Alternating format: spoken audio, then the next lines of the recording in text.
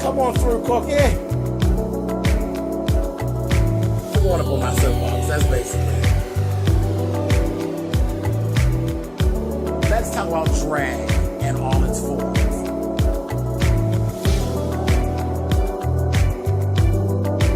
What,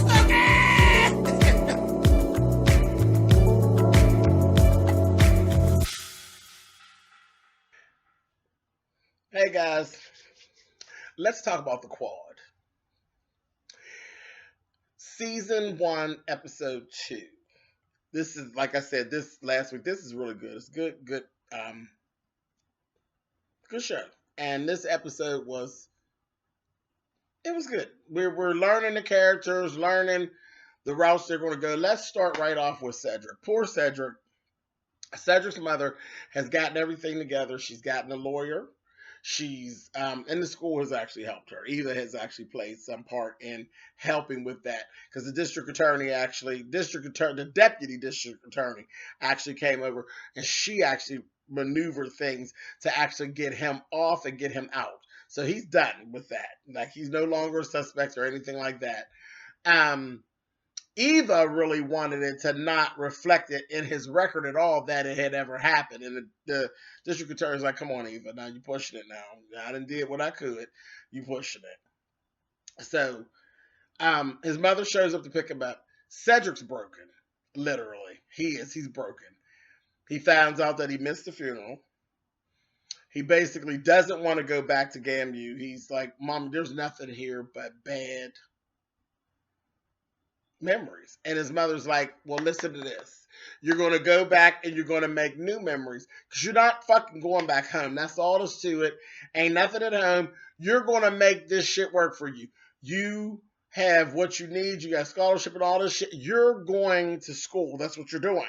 But see, again, his mother doesn't know about the conversation that he had with the roommate's father and all that. When they got back to the dorm room, and the roommate doesn't know about the conversation that his father had, and he's like, hey, I mean, he's very genuine, and I hope to see because they have a friendship. They understand each other. He called him blue blood and all that, but he didn't really mean anything negative by it, but now he does. When he said blue blood, he meant it. He meant every bit of it, but I hope they actually work that out and get past that, because that would be very sad, because I think he is going to end up being a very good friend to Cedric. But at this point, Cedric is just broken. He literally is broken. He just is done. And you even see, because this is their game. It's whatever this big bowl game that they're doing that they always lose. They were actually watching it. Cedric and his mother were watching. And GAMU actually ended up winning. And the mother was so excited. And he was just like, the fuck, who cares? It's one of them type of situations. So, yeah, it's too bad. Yeah, it's real unfortunate. So, but that's what's going on with Cedric. Cedric's just broken at this point, and I'm really hoping to see that turn around. Let's now talk about Noni. So we knew this was going to happen. We knew that the band leader and Noni, it was going to be a clash of the Titans. We knew he was going to be on her. And Noni made it very easy. There's a piece that they were doing. Noni could not get this last spin. She just couldn't get it. She's not a dancer. So she's like basically got 2 left feet. She was actually pulled into Cecil's office. There's a box. He told her, you lack balance. So he gave her this box to stand on and practice on the box. She was doing it. She seemed as though she had gotten it down. And she came to practice. She fucked it up again. She's put herself in harm's way. He basically took her from first seat, put her back to 4th seat. This is very embarrassing. That whole 9 yards for her. So that's what's going on with her. Eva got a visit from old boy that owns the strip club that gave the money. And he has a favor now. He wants to be considered he has a couple restaurants, and he wants to be considered to actually do the food for these banquets and things that they have. It's a large, proposal. going forward. And he couldn't even get them to accept his offer before. So he's asking her favor to have him in the runnings, as well as he has two dancers that want to join the business school. So he asks her for her help with that. And Eva actually does, she's kind of like, oh, she's something. But she comes through. Eva came through. She came through. So it was cool. Remember, we have some things, some community service that has to be done by Miss Sydney. Sydney basically doesn't even show up. She just hasn't been showing up, and later on, it's actually reported that she doesn't show up. And then when the whole game weekend comes up, her mother rolls up on her and she says, what's going on? This, that, thing, and the other. And she's like, is there liquor in that cup that you drink? She'll say, who said there was liquor? She stepped up close to her. She's like, Sydney, girl, don't make me lay hands on you. That bitch looked at her mother and told Eva, she said, you wouldn't dare, not in public. Honey, she told her, she said, that's okay.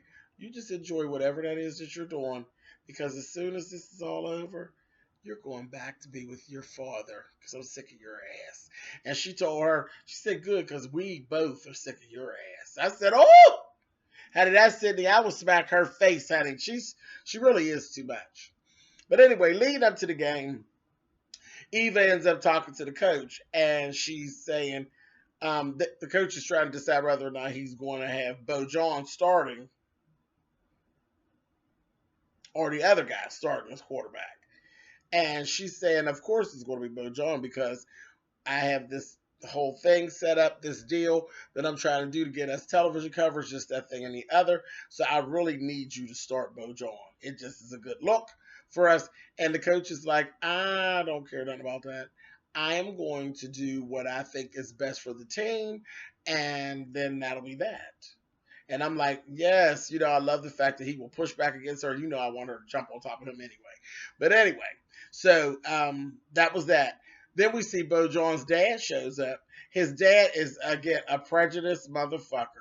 And he basically is telling him, he says, I hope you do what you got to do with this football game. This is going to be televised, this, that, the other, and all that. You need to do your best work, this, that, the other, so you can get on out of here. And then he referred to the school as Colored U. And we can see right away that Bo John does not have the same feelings about the black people as his dad does. So, of course, the dad didn't start off as a quarterback. When the game came up,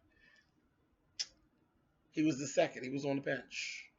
And then he put him in toward the end, the very end, and Bo John fumbled. But then they did a play that actually Bo John, working with the other quarterback, made them, you actually win the game. So it was a good thing.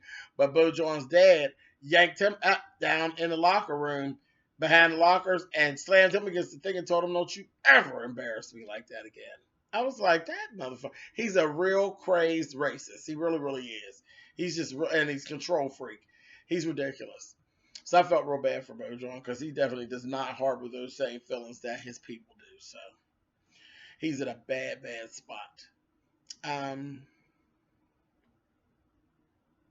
There's a whole scene with Eva where she goes over to 6'2's house, honey, and we really got to actually see him. He is a big piece of... He's like a big jigsaw puzzle, honey, that you ain't in no rush to get it all together, honey, because you just want to keep playing with it. Y'all do what y'all want with that little comment, honey. But anyway, he is fine, honey. And she's sitting there, he's telling her, because he keeps paging her and sending her pictures, and it is always pictures with his top off, because she loves his abs and all that. So she's telling him, it's over. I've been married 18 years. I don't want to ruin my marriage. And he's telling her, I love you. And I came here for you. She's like, but I didn't ask you to do all that. It's over. Stop. He's like, your husband doesn't want you, and I do. Now, what you going to do with that? I said, girl, do him, honey. Do him. So she went on. She held her ground, this bad black and white dress on. She went on out of there. I said, okay, girl, I know it took everything you had, honey, not to take your shoes off, bitch. But she went on, And the very next day, honey, she's going to leave home, and this man stopped her car, honey, and said, "Are you Eva?" And she says, "Yeah, see." Took her, honey, "You've been served." Smacked the picture of her, honey. It was divorce papers. I said, "Oh." So that was a mess. That was a mess. But what she ended up doing